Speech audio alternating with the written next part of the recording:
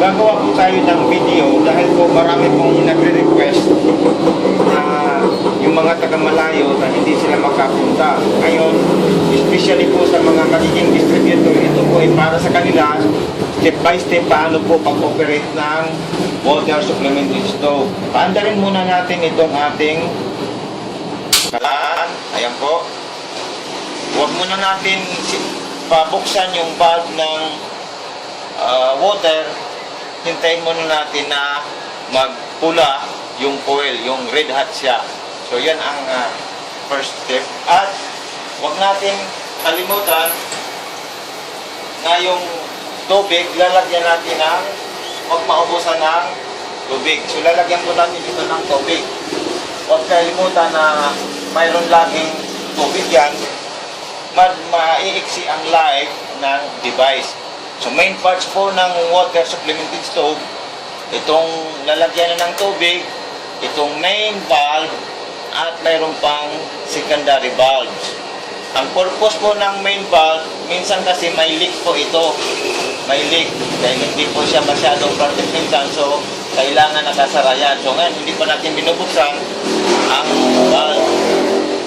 Ngayon, kapag ginamit natin yan, bubuksan natin yung main valve. Yan po, nakasarado po yan. Ngayon, bubuksan po natin yung main valve.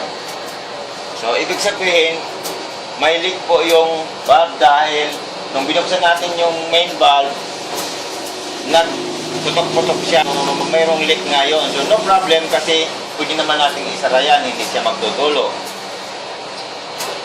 So, ayan po, ito, hindi ako actually nagsasaing, nag-iinit lang ako ng kanin, iniinit ko lang yan. So, yan po. Ayan, medyo pumula na yung coil, pwede natin tumbuksan ng konti lang, 30% opening lang, 30%.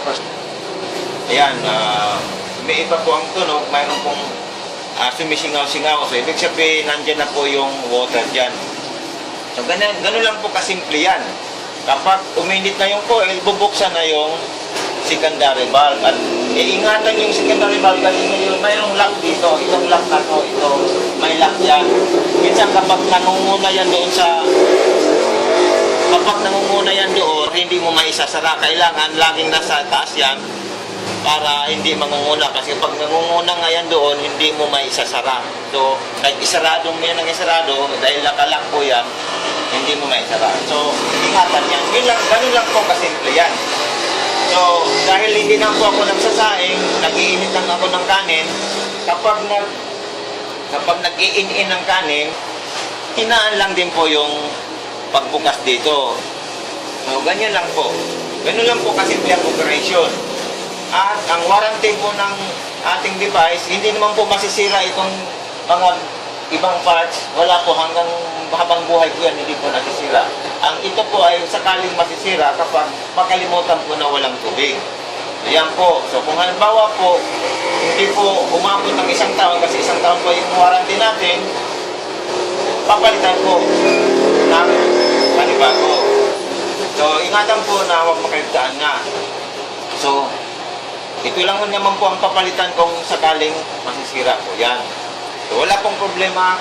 Ang tanong minsan po, mayroon bang danger? Wala pong danger. Kung mayroon pong leak dyan sa anywhere dito sa hose, pagtutulo po, tubig po ang tutulo. Hindi naman po yan gas. Wala pong masusunog dyan, wala pong sasabog dyan. Yan po. Ganun lang po kasimple ang pag-operate. Muna nag-iinit tayo. At ganun lang po, mahina lang po ang apoy. Okay? Salamat po.